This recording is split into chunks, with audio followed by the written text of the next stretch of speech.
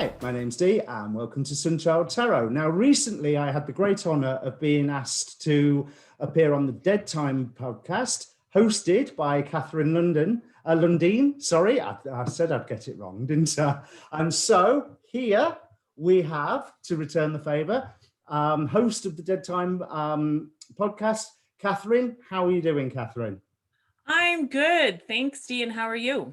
I'm very good, thank you. Hot. When we spoke the first time, you had a heat wave.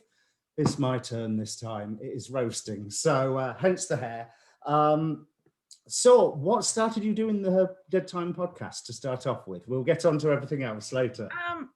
The premise behind the Dead Time podcast is mostly to showcase to everybody what is out there, meaning in terms of types of tarot readers, psychics, numerology, astrology, because a lot of people, when they first open to, I'm going to say, this world of woo or world of wonder, they have a tendency of grouping all modalities into one. And this way it is more for those wanting to, like I said, see what's out there. So that's what initially started me on the Dead Time podcast.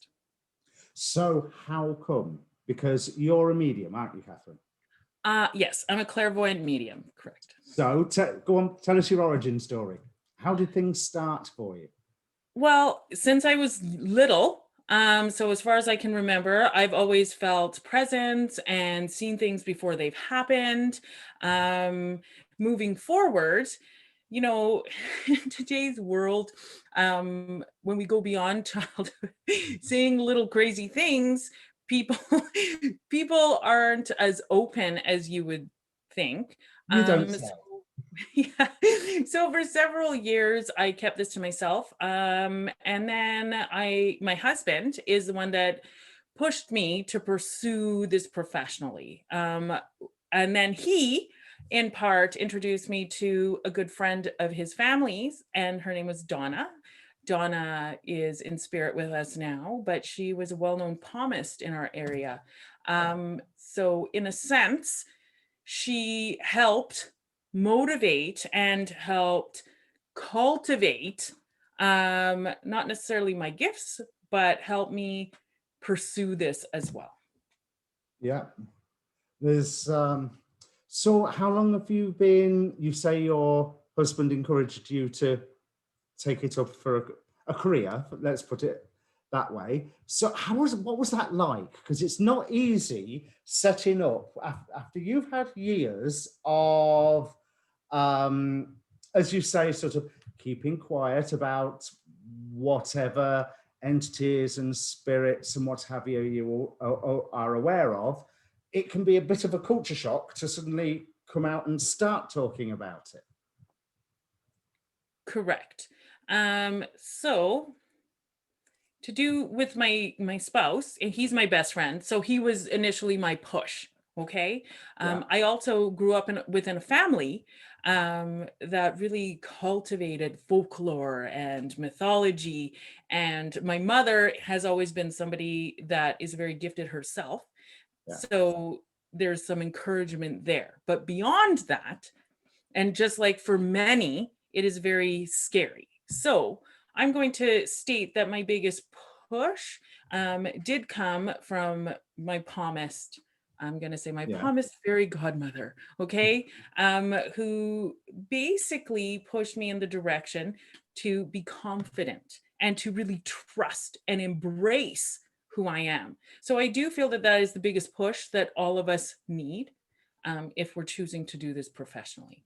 And then from there, it's slowly building that confidence through not necessarily giving readings, which is easy, to give readings to family and friends, but to start pushing yourself to give readings or messages to other people that you are not necessarily connected to.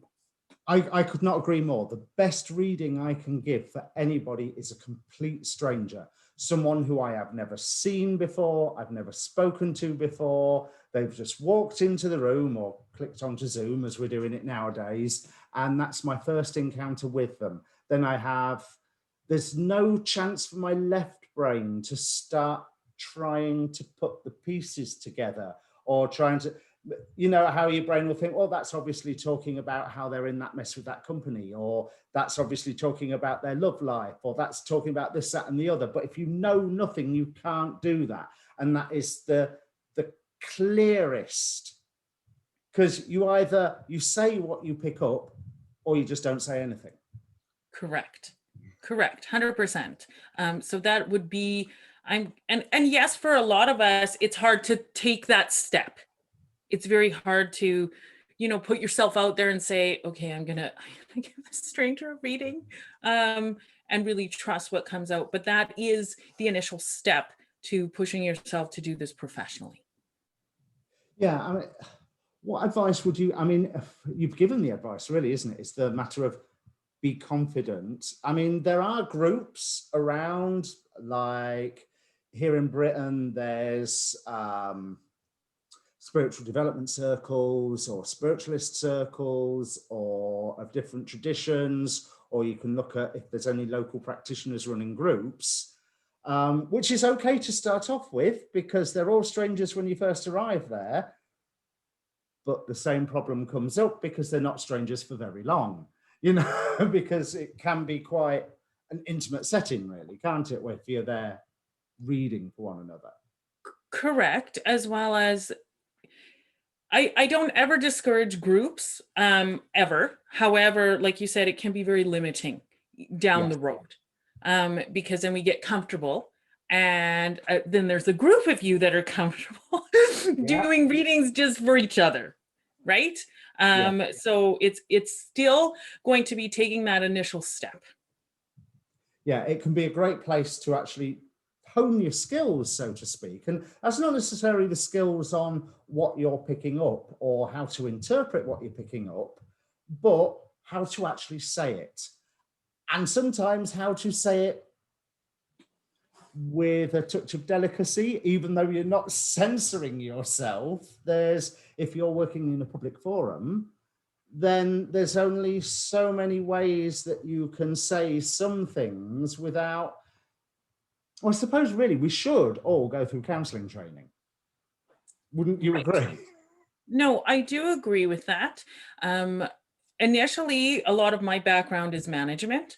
So I do feel that plays a beautiful role within my practice. So you told me after we was chatting after the last podcast that you used to be on the radio. Yes, I've appeared on the radio back way back when I first started for a couple times. It was good. However, after that, I didn't necessarily pursue that route any further. Yeah. So what sort of format did that take? Because were you, I mean, were you receiving clients on the radio, or was it just here is your download for the day and my guides have led me to say this or to give this message out, or how did it work? It was yes, it was callers would call, and then I would relay messages. I also did that for a short time with Blog Talk Radio. So people call in, I answer your questions. And yes, although it was very enjoyable, I didn't pursue it further. I'd imagine it's hard work. I mean, in a way, that idea terrifies me, because I can do one-on-ones, I can do my videos, and I've done radio. But when I did radio, I talked about news. You know, I didn't talk about, I wasn't like linking in and giving messages at the same time. I was criticizing the Tories or the Labour Party or the Democrats or the Republicans, or whoever was the target of that particular news segment. So actually mixing the two, I think that's a really brave thing to do. Yes, but it's also, well, thank you, first of all. It's also creating that ability, number one, of trust within yourself, correct?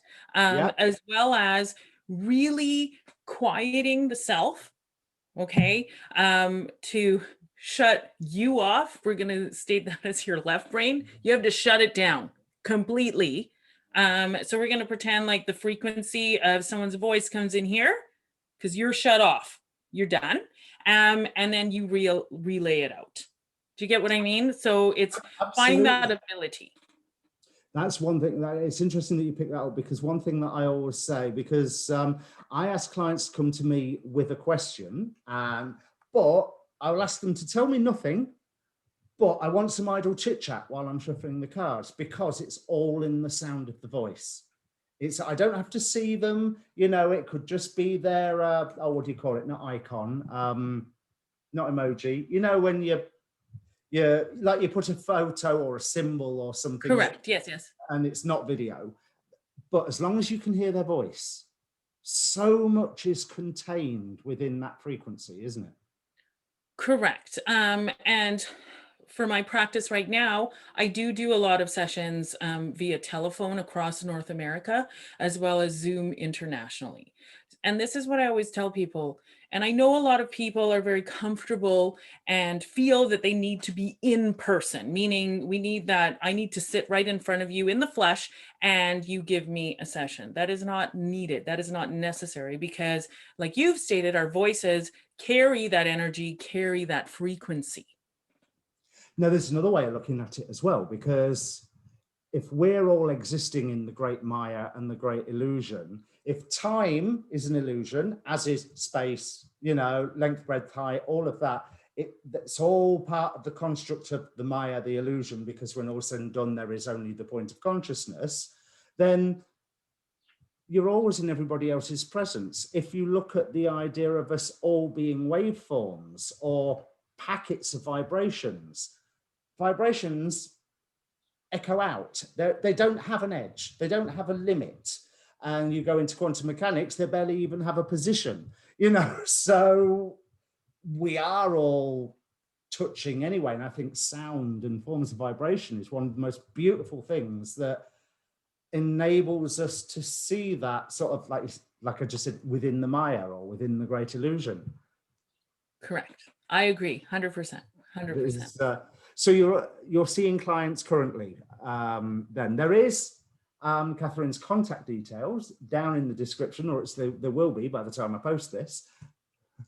Yes, but not in person, because within Canada, although some provinces have lifted the ban, so to speak, I am cautiously awaiting. I'm going to state more clarity on that. So the month of September is where I've chosen to lift my ban and allow in-person sessions for people within my area. But I do sessions via Zoom, telephone, Skype, FaceTime, email. And so with email sessions, I'm going to touch on a little bit with that. When you stated you just need to have a picture, correct? Well, no, I was saying I just needed to hear the voice. Okay, so with an email session, what I only require is one photo. I do sometimes ask them to give me questions. However, a lot of times I just require a photo, and this can be done through meditation and really tapping into your frequency and connecting to their frequency. So I do find that modality effective, and a lot of people who really enjoy written work really enjoy email sessions. Well, I mean, that brings us to the concept of the link. It does. I find sound, voice to be the best link, but you're right. It's a link, whether it's a photo that you can meditate on, or like with psychometry, a piece of jewelry, or a belonging of somebody. There's that having a link. In a way, it's not necessary, apart from you've got to know what you're looking for, and it's the link that is the signpost that goes, this is the flavor of vibration that you're actually looking for, isn't it? Correct 100%. And I am also going to state, I find personally with psychometry, for myself, if I'm choosing to use that modality, and I have in the past, and I will very seldom because I don't use tools, although I do appreciate the tarot, as well as astrology, numerology, etc. I do find if I am to do psychometry for a few hours prior, I will do my meditation as well as not necessarily touch anything to Yes. clear my hands, which would Yeah. be my instrument, right? To clear my Yeah. hands. So then when I pick up the object, the vibrations are pure. Yes. Have a good sort of shower and sage bath and what have you. But again, keeping the sage away from the object that you're going to do the psychometry on. Correct. You're going to Correct. lose everything that it's holding, aren't you? Correct. So how, because you say you work clairvoyantly, if someone has these gifts suddenly switch on, as no doubt we've both seen happen to people, what advice would you give them? Okay, so I'm going to start, and this is my belief. I don't believe that I'm going to say psychic ability. Okay, we all have intuition. Everybody has intuition. It's an instinct that we're born with. But in terms of the pure sense of psychic ability, meaning giving messages for strangers, I'm going to state it that way, not family and friends. So that's a different, we'll put that to the side. Yeah. And even inclusive of that, we'll just state that it's not a on-off switch, but it's a dimmer switch. So a lot of people that have gifts, when they were little, if they can recall or talk to someone, they may have had the invisible friend, they may have seen fairies or, little gnomes, or saying to strangers, a myriad of things. And even some of them may have experienced nightmares or fears of witches under the bed, etc. So I do feel that's always been there. And then when we get older, like we go to school, we slowly dim the switch. Okay. Yeah. So what happens is there will come a time in your life where that switch goes wonky. And like you said, you'll start seeing things, hearing things, knowing things, and it goes to, oh my gosh, what, what is going on with me? So at that time, I always recommend to talk to somebody that you feel safe with. And yes, sometimes that means reaching out to another clairvoyant, another psychic. So then they can help you. It's almost validate that those gifts are there. So first you need the validation for yourself. Okay. And then afterwards, you can make the decision of what you would like to do with it. But the thing is, with a dimmer switch, and if we have no control over it, you're not ever going to have control over it. So it's essentially learning to fine tune that, whether you want to use it professionally or you don't. Yes, when you want to, because if there is some reason that it suddenly opens, it can be disconcerting if you have, let's use the quote, put away childhood things. And all of a sudden, all the toys have come tumbling out of the cupboard and it's, oh my God, where's all this coming from? And I mean, I've had people say to me, am I going mad? And my response has been, don't be silly, you were barking already. Because society is not sane. None of us can actually turn around and say that we're sane, but this can be a fun part of our madness. Correct. And it can also be a helpful part of madness. Okay. And even for myself, as we were talking to prior to this, there are times when, even for myself, sometimes the dimmer switch turns way up. And I'm even like, oh my goodness, I'm going crazy. But I know that's not so. It's just sometimes we have heightened awareness. Yeah. And there's, we can link that to astrology. We can link that to higher vibrations, increase of frequency, new awareness coming in. We can link that to several things. Yeah, I mean, diet, change of ambient energies, change of location, sometimes some more, I'm not going to say traumatic, but dramatic events that go on in your life can be that key that turns the lock, that opens it all up. I mean, what I like to tell people, learn first to, ground yourself. Learn first to say, I'm listening now. And then now I'm not listening. I am going to listen until 7 p.m. And then at 7 o'clock, I'm sorry, I'm going for a bath. I want a bit of peace and quiet.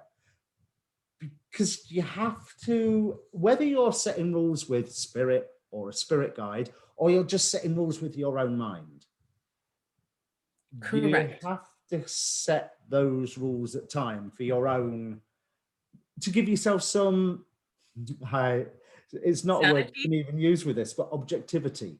Objectivity and sanity. It's not that Correct. word, is it? Correct. No, but it's very true, as well as you do need to purge.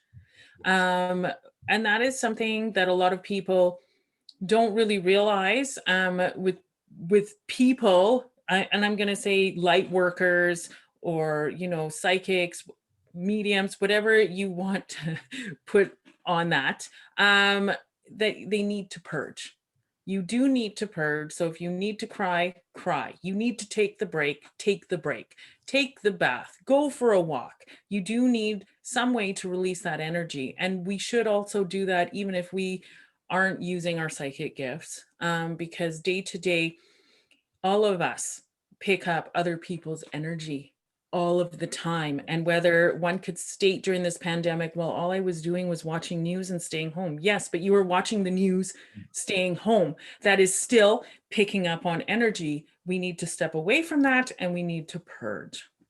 If you think about it, if you are working with clients, say, I work now with supported housing. I used to work with people with substance abuse issues or homelessness issues or the whole variety of issues. And you would have a thing called supervision, where you get to sit with somebody and just discuss everything that you've experienced and everything that you've gone through in a way of unloading and cleansing yourself of the whole process. Now, this is the same thing here. You're not necessarily sitting with somebody else, but you are giving yourself that supervision. And you're also giving yourself that time of saying, right, enough now. I've done some good work today, or I've had lots of messages today, but now I'm going to have a couple of biscuits and put my feet up. Correct. Correct. Or go for a walk or have a cry. Yeah. Whatever it works. Whatever works. You're doing face-to-face, you say, from September, October, did you say? I'm going to be beginning face-to-face again in September. And I am going to state, yes, part of that is me, not necessarily to do with Canada or my province. I am also going to state that within the world today, due to COVID, since I brought that up, yes, because a lot of people have been asking me, are we headed towards a fourth lockdown? I am going to state in small pockets. So in small pockets, yes, and this will be due to the push for vaccination as well as certain variants. Not all countries within countries or cities within cities are going to be locking down per se, but there are going to be some. Yeah, I mean, speaking from Britain, we have the vast majority of restrictions being removed tomorrow from the point of filming. And then we have one of the government health advisors going, yeah, it'll be 5 weeks before we're in lockdown again.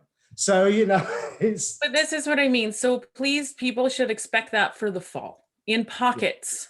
Yeah. Okay. Yeah. And the push for the vaccinations are going to increase. Another thing that I've been asked is, and this has been on the news lately about the question of booster shots. Is that going to happen? Yes, that is going to happen. Whether people, meaning the WHO, states it, they're saying no right now. That is the key word, right now, no. Now, that doesn't make sense to me on purely a point of science. Before COVID-19 came along, if you contracted a coronavirus, like the common cold, yes, then you would have a natural immunity that would fade from 6 to 8 months. Correct. So no matter how effective any vaccine is, it's still only going to give you that 6 to 8 months protection. So there's going to have to be booster shots, whether you are pro or anti-vaccine. The science says, yeah, it's only going to work for 6 to 8 months. Correct. And I am going to state at the beginning of this, I was stating that there would be something like a booster shot, which I'm going to count and almost mimicking the varicella vaccine, which is the one for chickenpox, where they have 2, and they already have that. But I do see a third one coming up that they are going to suggest, almost like the flu shot. I do feel that they're going to push this after a vast majority globally has been immunized. No, I'm not going to express my own personal opinions on, well, yes, I am. I think that's a good idea if the vaccine proves to be safe. You know, I think it is a good idea. Right. But you see, this is the thing, and this has been the conflict. And I do understand when somebody who's more science-based is to talk to someone like myself without really looking into my background. So stating that I'm someone of woo, correct? The argument at the beginning was, is there going to be a vaccine, Katherien? The officials are saying no. And I stated several times, yes, there's going to be vaccines. There's going to be 4 that the world accepts. And yes, there is. Okay. The thing is, why, and I almost find this fascinating in a sense. Why is that so hard for people to really put into their brains that perhaps, and if you look at the research done from Pfizer or Moderna, they were already looking at these mRNA vaccines for several years. Yes. Yeah, it's not new. It's just new. It's not new. It never was new. Yeah. So this, and I do see the sense of, I'm going to call them the conspiracy theorists.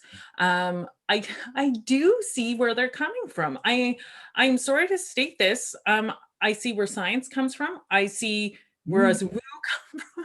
And then I'm going to call us the middle. And then I do see where the conspiracy theorists are coming from. Because if this technology was there, who's to say that this virus wasn't there? Well, I mean, coronaviruses have been around for a very long time, but this is just a symptom of something else. We had an interesting conversation after last time that we spoke. And so I want to revisit it here for everyone to see, because you will hear the astrologers say how we've all been forced into our homes, and it's mean that we've had to survive our own company, and we've all been given more than enough ample opportunity to look within. True. And then if you look back to the philosophies that have been going back, well, let's go all the way back to harmonic convergence. What was that? 87, wasn't it? 86, 87. So we're all in the opinion that, oh, the new age of Aquarius is coming. Now, I've already stated on this channel, technically, mathematically, it's not here for another 700 and odd years. Because when tropical 0 degrees Aries, i.e. where the sun is on the vernal equinox, when that falls on the sidereal sign of Aquarius, which will be going into 29 degrees Aquarius, that's technically, mathematically, sectioning everything up. Of course, nothing's that simple, but sectioning everything up, that will be when we're in the age of Aquarius. But Katherien, do we live in a very special time? Yes and no. I'm going to say yes and no. It's always a special time, is it not? Yes. Yeah, absolutely. It's always a special time. It's always a special time. However, I'm going to reword that. Is what's happening causing great shifts in how people think? Yes.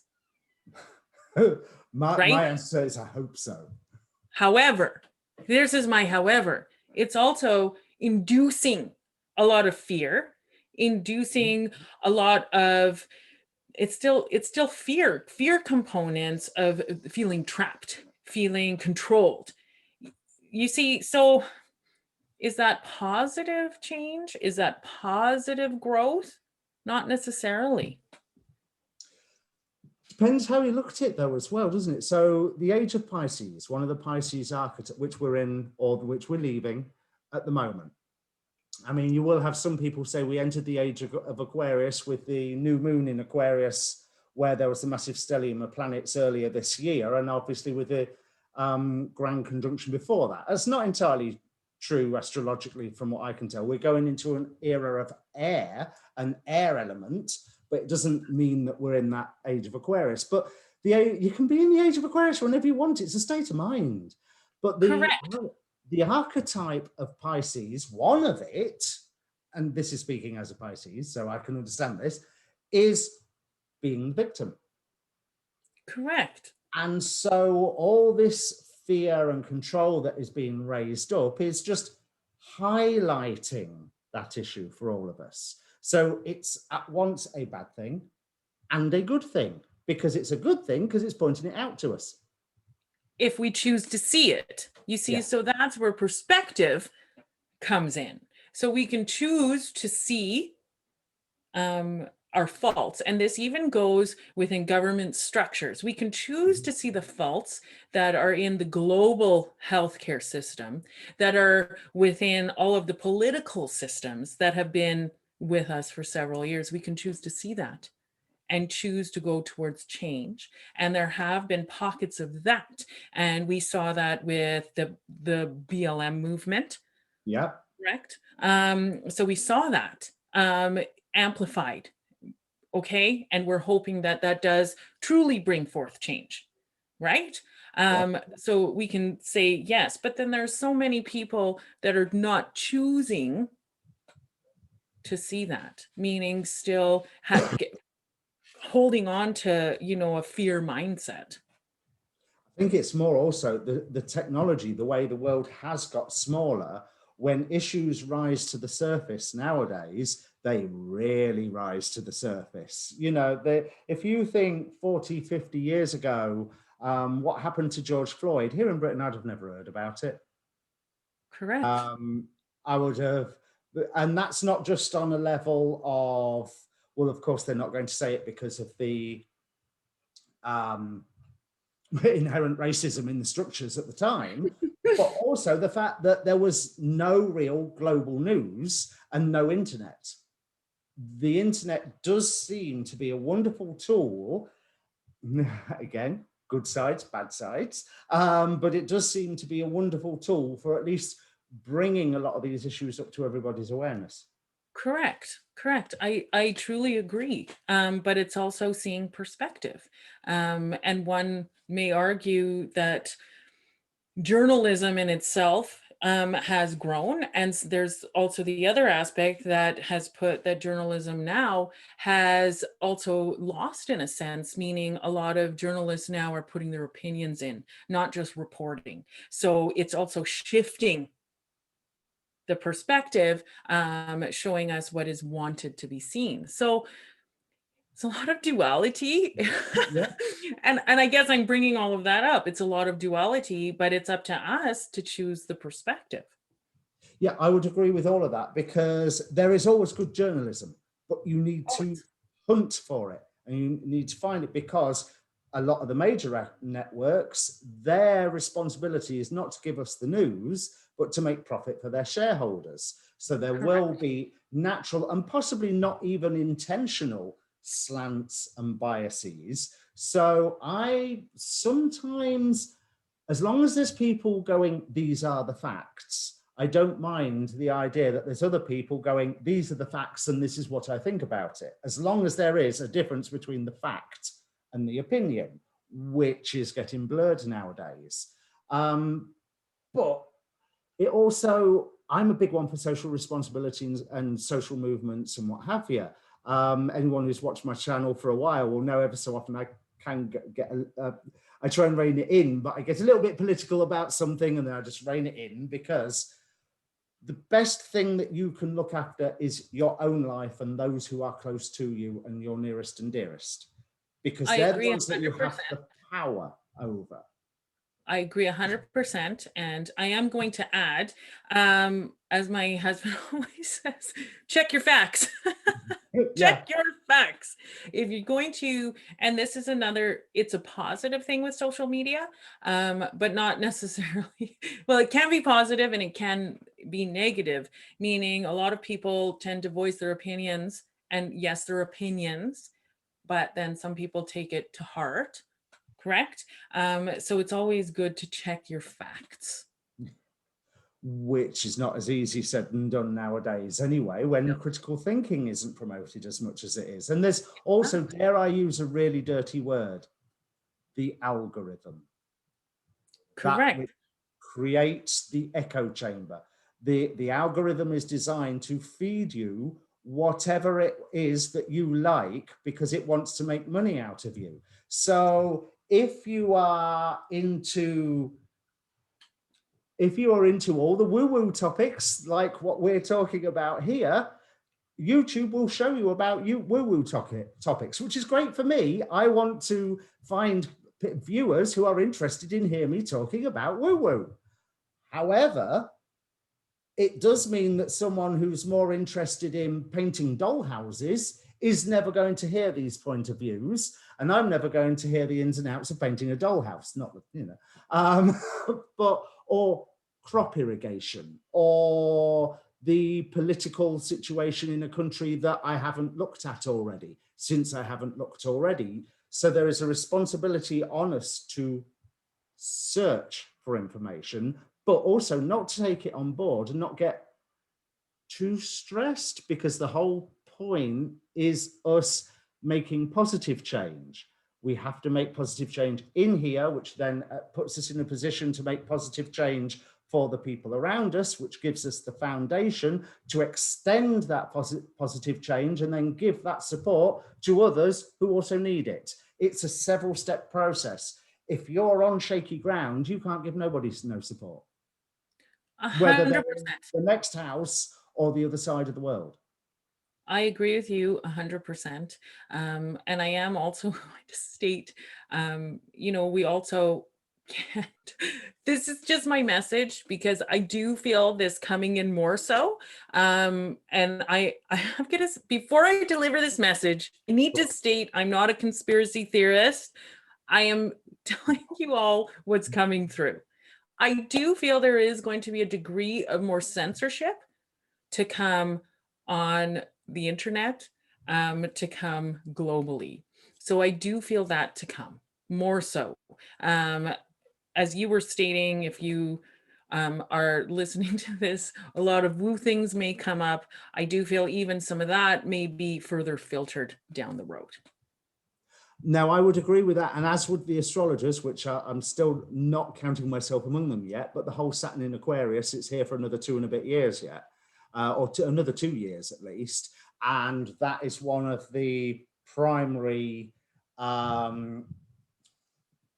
archetypes, I suppose you call it, of Saturn in Aquarius being placed on today's society. I mean, obviously it would have similar thematic resonance if we were putting it back in the 1800s or the 1600s. I mean, God, look what happened when, oh my God, anybody could print a book. Anybody could read a book. And I think, wasn't there a point where the church was like, oh my God, what's all this printing of books and sending information? That's our job. And I am going to state, since you brought that up, I do feel in terms of the church, and when I'm talking about the church, there are several signs. If you are one who believe in signs and omens, okay, because some of us do, some of us don't, as well as my intuition, I do look at signs and omens as well. And I do feel one of the biggest signs and omens was the burning of the Notre Dame church. Whether people want to acknowledge that as a sign or not, it really was showing the breakdown that is coming to do with the Catholic Church. So that is here, that is upon us. And I do see that coming further. And I do see a change of power there that will come. And I personally hope that the Catholic Church has done some awful things in its time, but there are certain areas of the world where right now it's the positive influence, because there's even more extreme religious groups around of various denominations. I've worked for a Catholic charity. There's this one lady we worked with. I'll have to tell you this story. We nicknamed her Super Nun because we took a number of clients paintballing, and Sister Julian, she's passed now, but Sister Julian was waiting for everybody to like do all the paintball, everybody getting shot, everybody was dying, you know, the paintball dying, obviously, but in the paintball session, one of our clients actually managed to severely injure themselves. They broke their leg, and then at the very end of it, just stood up, walked across, fixed the flag up. That's it, she won. And it was such style and grace. And that was emblematic of her whole attitude. I've never, I've had the fortune to meet some people like her, but the testament of the work that she would put in for people and the good that she would do for people was phenomenal. So well, there is a lot of good that the church has done.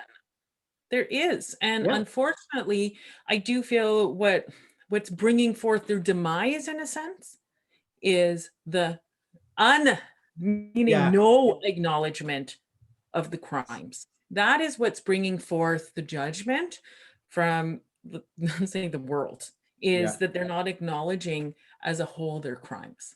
And I do feel that needs to be done, even though it may not ever be done. With everything, and I think this is another symbol, because there's so much that, again, like we were saying about symbols and issues rising to the surface. There's the one danger we have in our time is throwing the baby out with the bathwater. Because I would not want to lose the Sister Julians of the world, even though I'm quite happy for the church to be reduced in power. I would not want, I'm trying to think of another example, but where like with the cancel culture, you just stop listening to someone because they said one bad thing, when I know numerous scientists that have said some awful things, absolutely awful things. Doesn't mean their science was bad. You know what, as soon as you said that, I'm going to tell you the message that came in was, with great chaos brings faith. So I don't know what that means, but I do hope we keep this in mind as to what may be coming around the corner. And this doesn't mean more COVID. This could essentially just mean not just it's not a just. I'm laughing because I'm like, this sounds so horrible. But it could essentially mean storms, tsunamis, earthquakes, more weather turbulence, and this bringing chaos, which does in part either bring us towards grasping onto faith, wanting faith, or essentially pushing it further away. I think you've just given me the title for this video.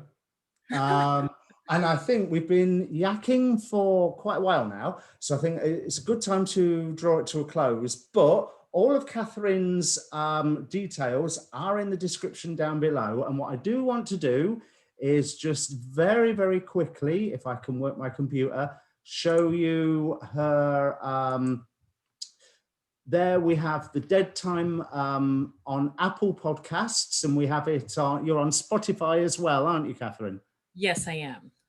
Right. So, and you will be coming back, I hope, because we're going to have a lot more to talk about, aren't we, on this? Yes, we do.